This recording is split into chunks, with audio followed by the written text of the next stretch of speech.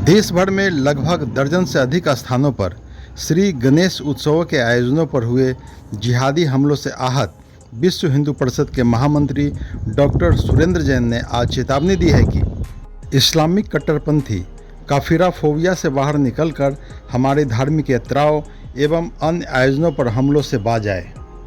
गणेश उत्सव के दौरान कई जगहों पर भगवान गणपति की प्रतिमा को खंडित करने का दुस्साहस भी इन लोगों के द्वारा किया गया है। इससे पहले भी इन जिहादियों द्वारा रामनवमी, महावीर जयंती तथा अन्य हिंदू त्योहारों की शोभा यात्राओं पर भी हमले किए गए हैं। ये हमले घोर निंदनीय और असहनीय हैं। अब इन्हें हिंदुओं के सब्र की और परीक्षा नहीं लेनी चाहिए। आगे डॉक्टर सुरेंद्र जैन ने क्या कहा वह भी आपको जरूर सुनना चाहिए। गणपति विसर्जन के 18 से अधिक कार्यक्रमों पर जिहादियों के द्वारा हमले किए गए गणपति की प्रतिमाओं को भी खंडित करने का दुस्साहस किया गया। इससे पहले रामनवमी, महावीर जयंती ऐसे अन्य कई हिंदू त्योहारों की शोभा यात्राओं पर या पंडालों पर हमले किए गए। और केवल हिंदू त्योहारों पर नहीं, मुहर्रम, 12 वफात जैसे मुस्लिम कार्यक्रमों में भी हिंदुओं को निशाने पर बनाया गया। जिहादी कहते हैं कि मुस्लिम मोहल्लों की सड़कों पर या मस्जिदों की सामने की सड़कों पर इनके कार्यक्रम नहीं होने चाहिए। इनको जवाब दिया था मद्रास हाई कोर्ट ने। एक मामले में इन्हीं जिहादियों को संबोधित करते हुए उन्होंने कहा था, कुछ लोग सांप्रदायिक हो सकते हैं, सड़कें धर्मनिरपेक्ष होती हैं जिनका उपयोग सबको करना चाहिए, और जैसा आप सोच रहे हो वैसे ही अगर वो लोग भी सोचने लगे तो आप कार्यक्रम कैसे कर सकोगे? जहां वो बहुमत में है वहां आप जा नहीं सकोगे। ओवैसी, मदनी, तौकी रजा जैसे कट्टरपंथी मुस्लिम नेताओं को माननीय हाई कोर्ट की सलाह पर विचार करना चाहिए। और मुस्लिम समाज को मैं कहना चाहूंगा, अब बहुत हो चुका है। हिंदुओं के सब्र की और परीक्षा मत लीजिए, यह असहनीय है। तुम्हें काफिरोफोबिया से बाहर निकलना चाहिए। इन मुस्लिम नेताओं को अपने समाज को भड़काना बंद करना चाहिए और हिंदुओं को इस रास्ते पर चलने के लिए मजबूर नहीं करना चाहिए, जिसकी चेतावनी माननीय हाई कोर्ट ने दी है। इसके कई उदाहरण आप देख भी रहे हो।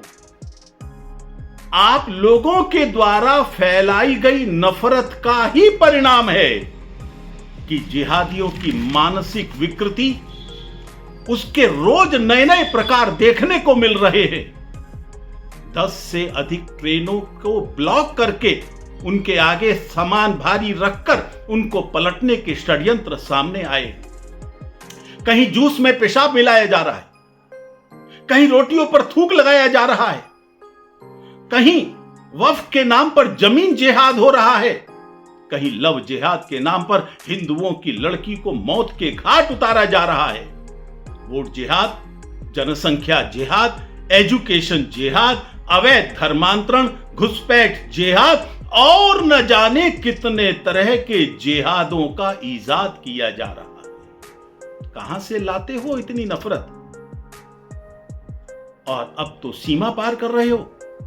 अपने नाबालिग बच्चों को भी आगे बढ़ाकर उनसे हमले करवा रहे हो, उनसे हत्याएं करवा रहे हो। शायद आपका ही समाज है जो अपने मासूम बच्चों को उज्जवल भविष्य सौंपने की जगह उनको हूरों से जल्दी मिलने के लिए प्रेरित करते हैं, वही विनाश का रास्ता दिखाते हैं। विहिप सभी मुस्लिम नेताओं को सलाह देती है कि वे अपने समाज को भड़काना बंद करें। पहले तुमने CAA के नाम पर भड़काया था, जिसका मुसलमानों से कोई लेना देना नहीं था। अब वक्फ बोर्ड के नाम पर भड़का रहे हो, जबकि पूरी दुनिया जानती है कि वक्फ बोर्ड के नाम पर तुम जैसे नेताओं ने जिनकी जमीनें हड़पी हैं, जिनका शोषण किया है, उसमें मुस्लिम समाज भी शामिल है। इस लूट के लिए तुम मुस्लिम समाज को विनाश के रास्ते पर ले जा रहे हो। मेरी मुस्लिम समाज से अपील है, वो अपने नेतृत्व के बारे में विचार करें। गजनी, गौरी, नादिर शाह, तैमूर, इनके अवतार, ये जो वर्तमान नेतृत्व है, इनका साथ छोड़ो। ये विनाश का रास्ता है, विकास का नहीं। एपीजे अब्दुल कलाम के मार्ग को स्वीकार करो, वही तुम्हारे विकास का मार्ग है। अब विनाश के रास्ते पर चलना बंद करना चाहिए।